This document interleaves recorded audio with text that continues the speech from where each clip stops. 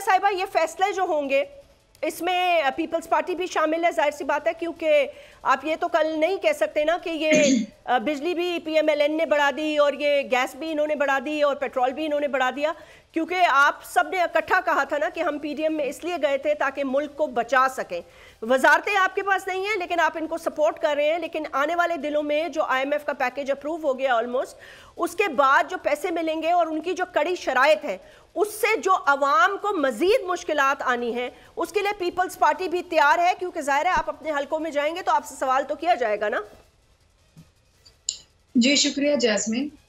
देखिए, हम हुकूमत का हिस्सा नहीं है, ना हम काबीना का हिस्सा है। वजीर आजम और काबीना पीएमएलएन का है। हमने बिल्कुल इनको वजीर आजम चुनने में अपने नंबर्स के जरिए सपोर्ट किया। ठीक इसी तरीके से इन्होंने सदर मुमलिकत को मुंतखब होने में सपोर्ट किया, लेकिन इसका हरगिज मतलब ये नहीं है कि हर अच्छे या बुरे काम के अंदर हम इनको सपोर्ट करेंगे। मैं एक छोटा सा आपको एग्जांपल देती हूँ कि अभी पिछले इजलास के अंदर उन्होंने कौमी असेंबली में 7 ऑर्डिनेंसेस की तौसी के लिए ऑर्डिनेंसेस को ले किया। उसके ऊपर पीपल्स पार्टी ने शदीद एहतजाज किया, क्योंकि ये तरीकेकार नहीं है पार्लियामान का चलाने का।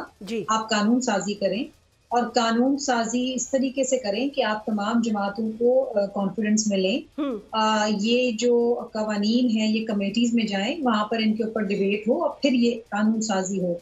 ऑर्डिनेंसेस जो इंटरिम गवर्नमेंट ने इशू किए थे उनको उन्होंने तौसीक के लिए पार्लियामान में डाला, तो उसमें पीपल्स पार्टी ने इनको बिल्कुल सपोर्ट नहीं किया। अच्छा। तो ये एग्जांपल मैं आपको इसलिए दे रही थी कि हर जो काम ये करेंगे हम इनको सपोर्ट नहीं करेंगे अगर वो काम सही नहीं है, अगर वो काम आईनी नहीं है, हम समझते हैं कि वो उस तरीके से नहीं होना चाहिए, इसका बेहतर तरीकेकार है करने का, हम इनको वो रास्ता भी दिखाएंगे।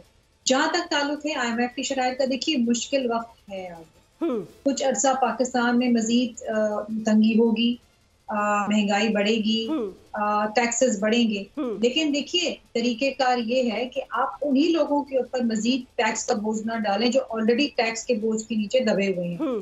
आप अपना टैक्स नेट बढ़ाएं, आप उन लोगों को टैक्स नेट के अंदर लेकर आए जो बड़े बड़े कारोबारी शख्सियात हैं लेकिन वो टैक्स नहीं देते। ऐसे बहुत सारे मेरे राइट और लेफ्ट पे भी बहुत सारे ऐसे लोग हैं मुझे मालूम है जिनके कारोबार हैं, दुकानें हैं, लेकिन वो टैक्स नहीं देते। उनको दें, जो बेचारे सैलरी क्लास है उन्हीं को क्यों मारते जा रहे हैं।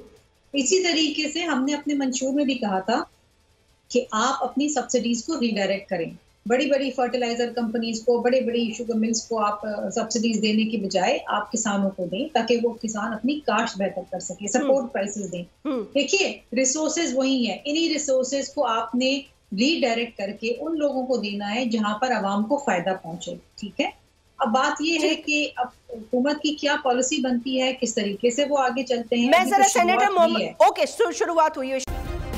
सब्सक्राइब करें और बेल दबाएं ताकि कोई खबर रह न जाए।